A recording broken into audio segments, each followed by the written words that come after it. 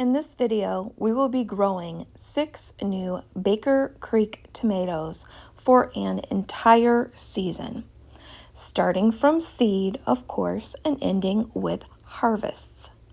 Also covering general tomato growing requirements, thinning seedlings, and sharing my heavy pruning schedule. Homemade DIY nitrogen boosts, plus so much more within this 30-minute show. So sit back and relax and enjoy the driveway garden with me.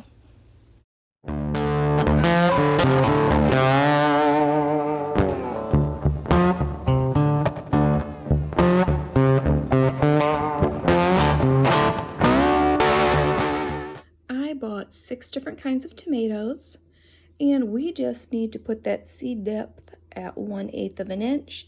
They will sprout for us, all of them, in 7 to 14 days. I'm going to put them in my labeled toilet paper tubes. I'm going to put some dirt, water them, put them in the greenhouse. Quick note on watering. I really am going for it to be completely wet. See how all of this is a dark cardboard now? Rather than this, I'm gonna have to re-water this one. I want this to be fully saturated because I'm trying to germinate these seeds. All right, it is May 15th. These are all the brand spanking new tomatoes that are new to me that we are gonna grow this year. It's gonna be fantastic. You can see that I started them in toilet paper tubes again. And you can see I put a lot of seeds in here. So I'm gonna have to do some watered our hole. And I'm gonna put this strawberry in here, the black strawberry. And I've got those nice little popsicle sticks I can mark everything with. The end result is gonna be right here, all nice, firmly padded in to some really good soil. I'm constantly cold composting out here. I've got this down here at soil level. You can see the rim of the toilet paper tube. And when it gets to be about another inch, I'm gonna have to come out here and thin all of these out. So I'm just gonna come down here and do the same thing to every single tomato that we're growing this year. Thin these tomato plants. No matter what variety you have, this is the same process and procedure.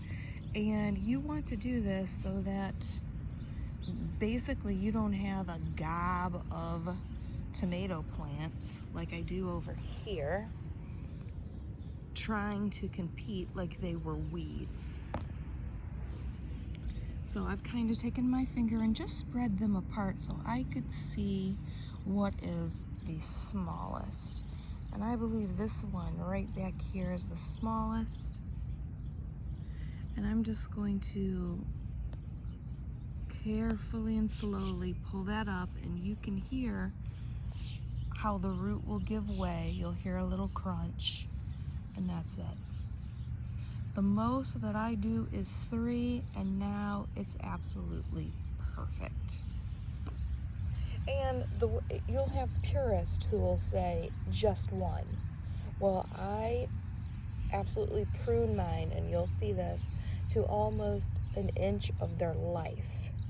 Therefore, I feel like I can get away with 3 only because I'm pruning that way. It is June 9th. I am going to use this entire jar of dried up old tea leaves I saved all winter long. And you can see I've already got grass here. I did that way before May because I do like me some no-mow May. So the nitrogen already leached out of all of this. These are gonna need some help.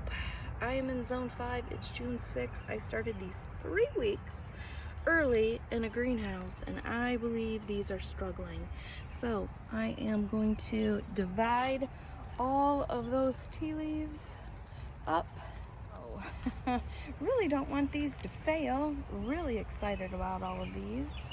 So I am going to add the tea leaves so that I can bump up this nitrogen, because this is when you need to help out the leaves and the stems. All right, you guys, this is how much I have, only about half. And you can see how I did this, and this was about 3 to 4 really good pinches, and I have it sprinkled around the plant pretty close, not on it. I don't want to burn anything up. That's another reason why I decided just half the bottle will be good for now. Let's see how that goes. And that would also give me some more for an additional treatment. You can see I pulled back all of the grass. I have everything nice and staked. Not that it needs it right now, but it's easier to do it right now because there are concrete footers down there. And if you do it now, you're not going to disturb any of the roots. So the next thing to do is just to water this in generously. Don't leave it soggy. Okay, 5 days later, can you see the coffee I have applied here? It's very windy, rained twice since I applied the tea. It's only going to be a high of 68 degrees again today, but I can see, particularly this one, really perked up, and so did this one. Guys, it is June 18th. We're out here looking at these tomatoes, and just a general note on all tomatoes, no, they're not frost hardy. They need loose, well-worked, well-draining soil. And you can see I've put grass around these. It helps with nitrogen, with weed prevention, and with retaining water. So it's June 21st. Let's look at all 6 of our tomatoes here. And I've got that half of a container left of those used tea grounds that I saved from all winter long with my tea. The coffee grounds that I put on there last week were not used, so they definitely helped to bolt this one up. It's got some powder on it because I'm having some rabbit problems. Rabbits don't usually eat tomatoes. However, you know, they don't identify the leaves. If they take a big bite, I could be set back, so better safe to be sorry. This is the prairie fire down here. This one seems to be a little bit wispy so far, kind of like that artesian mix tomato that I have a video out on already. That's my first impressions, don't really know. So I am gonna come back and I'm going to put the rest of the tea grounds, and then I'm going to water everything. All right, all done with the first trimming. You absolutely want to use scissors. Do not try and pluck these off, or else these stems are so young and tender, you could take pieces of that stem with your leaf, and that is going to cause stress and trauma. It could also introduce disease to the plant. Don't do that. Don't be lazy. Go in the house and get your gardening scissors. So here I've got a fruit set right here, and also right here. Still June 24th, and just showing you a shot of all of the tomatoes, nice and trimmed up. Nothing is touching the soil any longer. All of that energy from the leaves that you can see piled up here are now going to be focused into more of growing us tomatoes rather than leaves. You can do whatever you want with these little piles. You can put them on your compost. You can trap them up a little bit more and put them back onto your grass mixture. Whatever you would like to do. Guys, it is July 1st. 6 days ago, we trimmed this, and it looks like it could use it again. Just a few at the bottom, but look, it's over the first rung. Oh, it's doing fantastic. Let's just have a quick pan of everything here. July 10th, looking at these 6 new tomatoes. They are going fantastic, and it is time to prune them once again. So I'm going to do that. I'm going to take off everything that is invaluable.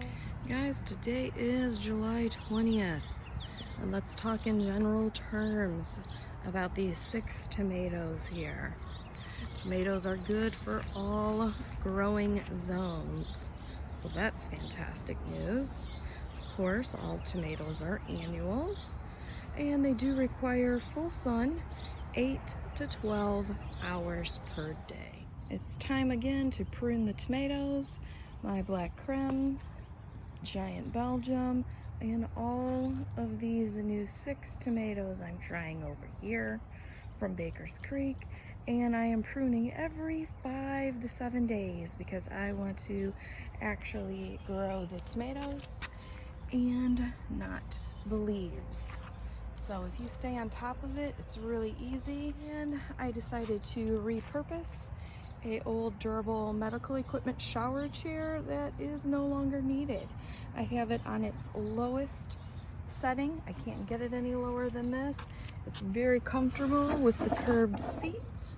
Of course, it has holes, handles, it's plastic, it's easy to clean. I don't know why I should buy another garden chair when I've already spent money on this. It's very nice and lightweight, and I'm just gonna go down the line here, and I am going to trim up all of my tomatoes. Some of them might not need that much trimming, but this one here definitely does, as I was waiting to see where the fruit set was going to develop. All right, looks absolutely sensational. Gonna add some carbon, which is a energy building block. Has a lot to do with carbs, and I am so jealous.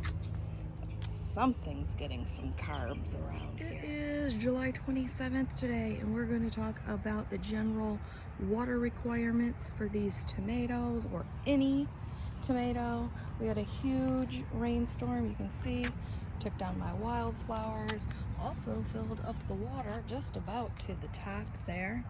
So what do they need? They need 1 to 2 inches of water per week. Deep watering rather than daily watering.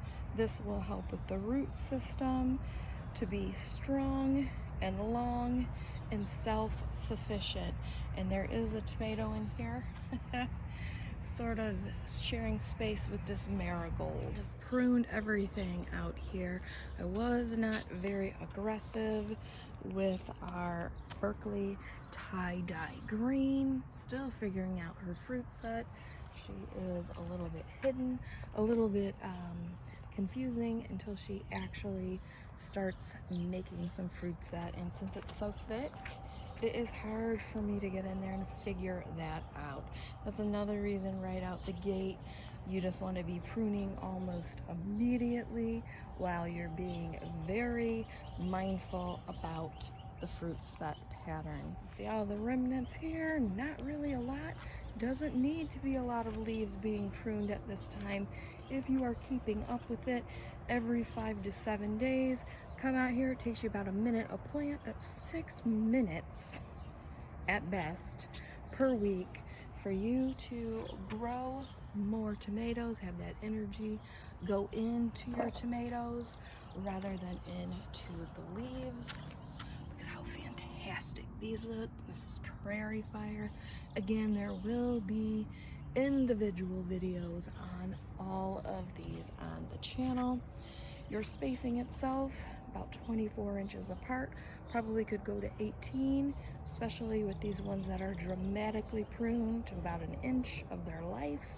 And when you get to a certain height, this chair comes in so handy. Tomatoes are self-pollinating, so both the male and the female sex are in here. If you shake it, they will come together and be able to pollinate. Both the female and male component are in there. You don't need anything fancy. Usually you weeding or just the wind will go ahead and get those blossoms pollinated. It is August 7th, and look how gorgeous. These tomatoes are coming along here. They need to be trimmed again, the majority of them. Probably thornburn down here can skip that trimming. All right, you guys, I've pruned everything now, including the marigolds. Took me probably about 5 minutes to do the marigolds, and for these new varieties of tomato, probably only took me about 10 minutes. spending the most amount of time right here, the most cautious time right here with the Berkeley green tie-dye. But that's it. You gotta keep on it. You gotta stay on it. Everything's back in the cage. August 15th, and some exciting things are starting to happen with our tomatoes. Look at this. Black strawberry starting to get some color. Also, Paul Robeson starting to get a little yellowing. Prairie Fire starting to color up for us. Our blue creamberries, already had some of those. This one's already ripe. Gotta pick some of these. And terracotta thornburn, or thornburn terracotta, starting to color up for us. Starting to come together. I hope I love each and every one of them. Guys, it is August 22nd today, and look at all of these tomatoes that are coming up. I have now tried all of them except for Berkeley tie-dye green and Paul Robeson. But I will be trying that later on camera. Look at Prairie Fire. Is she not gorgeous? And black strawberry. Excellent, excellent, excellent. And look at Berkeley tie-dye. Look at all of those striations in there. That's gonna create some beauty for us. Thornburn terracotta. Not a lot here, but I tried the 3 that I pulled. Fantastic. Fantastic. We'll be growing that again. And look at this. Look at all of these. You can definitely tell what's ripe, what looks creamy, and what looks green and needs to stay on the vine. The creamy you would harvest with these blue cream berries. Whew. Guys, I'm pleased. This wasn't the best year for tomatoes with the heat waves and the very, very cold season, but I don't care. I'm trying something new. They're gonna become staples. So I consider this to be very successful. Beefy, of course, is thirsty. These cats act like I don't give them water in the house. I definitely keep them hydrated. Gorgeous tomato harvest so far. This is blue cream berries, Paul Robeson, Prairie Fire. Are these not gorgeous? And black strawberry. All from Baker Creek. Full videos on all of these. 5th today, and this one's ripening for us here, the terracotta. I've got a lot more of these turning from green to cream. You can see I have a lot of black spotted fungus on these. It's been really kind of rainy. You can see here I've got some splitting with Prairie Fire. And again, the black spotted fungus here. These ones are doing fine still, more fungus. So it's the 28th of August. I just harvested this one off of the terracotta plant. Had lots off of this one, 2 off of Paul. Gonna do some more harvesting here in just a minute, along with those blue cream berries. I'm gonna harvest those as well. But look at this one. This one I'm probably gonna get maybe tomorrow, maybe in 2 days. Guys, it's the 28th of August. I started these early in the greenhouse, about 4 weeks. And yeah, I'm glad I didn't start them from seed, because I would be a month behind trying to get one of these at the end of September. So keep that in mind when you are picking these out for your zones on this Berkeley green tie-dye. September 1st, and let's look at this beautifully laid out orchestrated bounty that the garden has so lovingly provided to us. Okay, so we did not have a good season to grow tomatoes in, and this is how I can tell. Giant Belgium, which I grow all the time. So far, I've gotten one viable one. Okay. 4th of July tomatoes, which are these two small ones here as well. Well, those are behind too. Grown those all the time. What is not represented with Baker Creek is the Paul Robeson, which looks a lot like Black Krim, which I grew this year, which are not ready yet, and it is September 1st. This one here, the Berkeley tie-dye green. The fact that I have 3 huge ones at one time is fantastic. This might be the best big tomato that I've got this year. Pretty impressed by that. This black strawberry, which is right here, this is pretty prolific. I'm enjoying this also. The Prairie Fire, it's given me lots and lots of goodness in here. And they're bigger than what you think they're going to be. They are extremely beautifully colored. There is a lot of cracking this year because we did have a lot of waterfall, which I love it when I hear that and I don't have to water. But it will do this to your tomatoes. All right, Thorburn terracotta right here. Not that big, but she is so sweet. I have 3 or 4 more out on the vine for her, and then she's done for the whole entire year. Mainly because it's September and we're not going to have enough time for anything else. So excited to grow this again in a better growing season. And the last one is blue cream berries right here. I just have a little bit at this point, but normally they're pretty prolific and I have a pretty good handful of them. So look at this, guys. This is very exciting to me.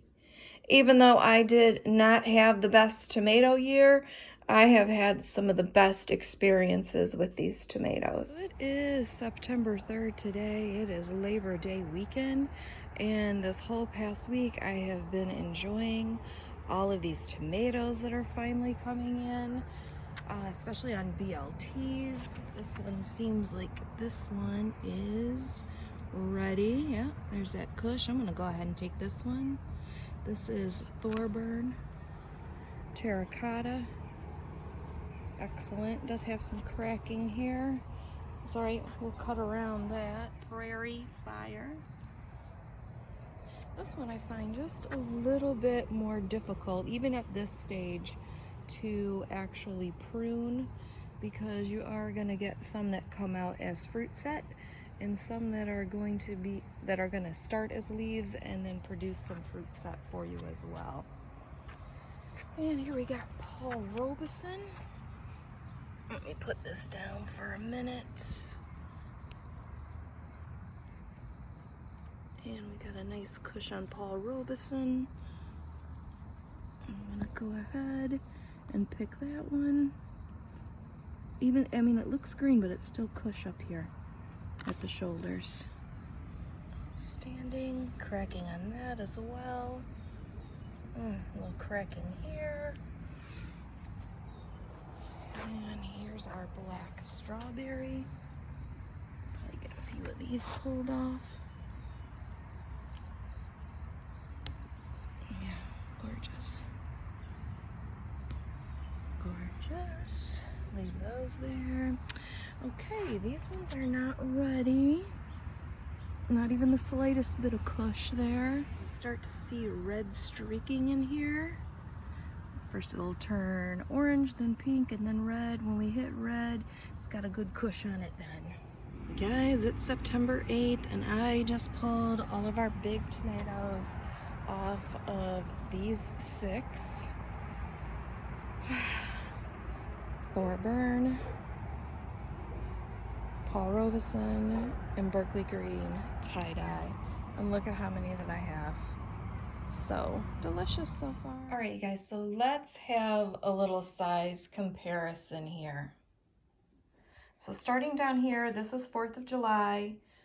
This is not part of Baker Creek. I grow these almost every year. They're reliable, they're little, they're small. They're very comparable to the Campari that you can get at the grocery store. I also did a video on Camparis and 4th of July's.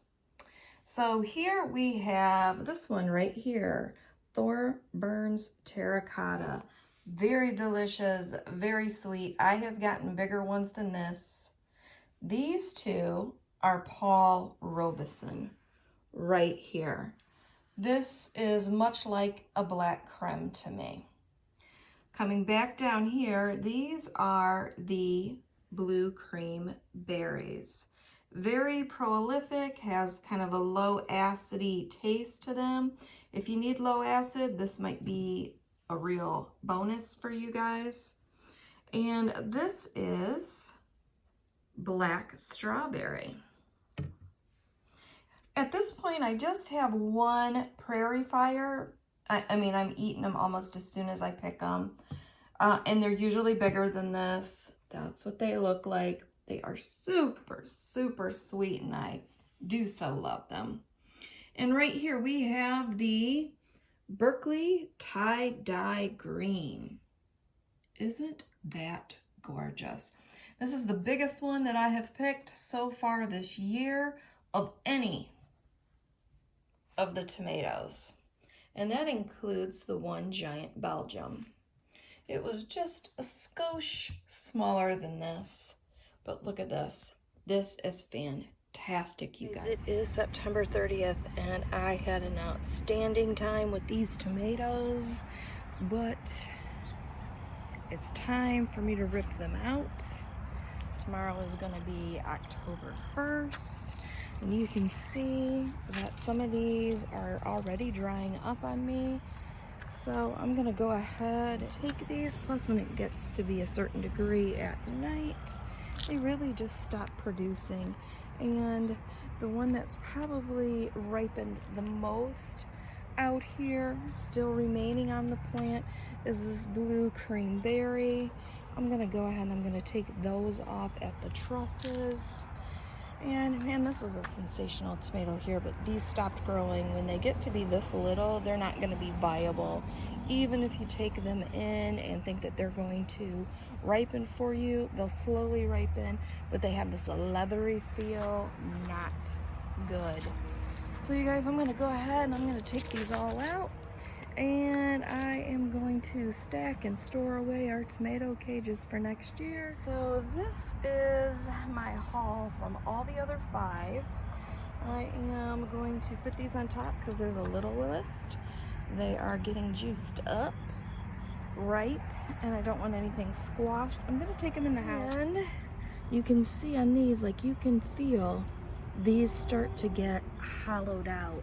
And look at how brown these are. And yes, I have weeds. That came from the dried up leaves. So sometimes you do get some negatives with some positives. All right, you guys, here is the haul from all of the tomatoes.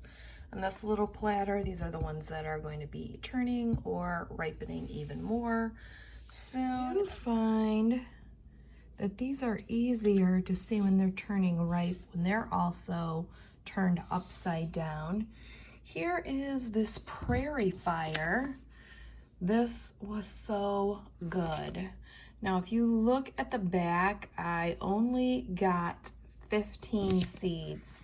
So as these are ripening, this one is the most ripest, and you can see how big it is in my hand. I will be collecting more seeds on this one. So you guys, this is it. I'm just gonna use them as they ripen. Here's pretty much what is ripe at this moment. I have some of the black strawberries in there, a lot of those blue cream berries, a couple 4th of July. I'm gonna do a buffalo chicken wrap using the rest of this spinach. It's gonna be fantastic. Another great way to use all of your little odds and ends and assortments of different tomatoes. Now that's gonna be delicious. Here's one already wrapped up. I have a senior mother. This is just easier to wrap this with saran wrap for her. Got a little bit more here. This is going to be fantastic. I cannot wait, you guys.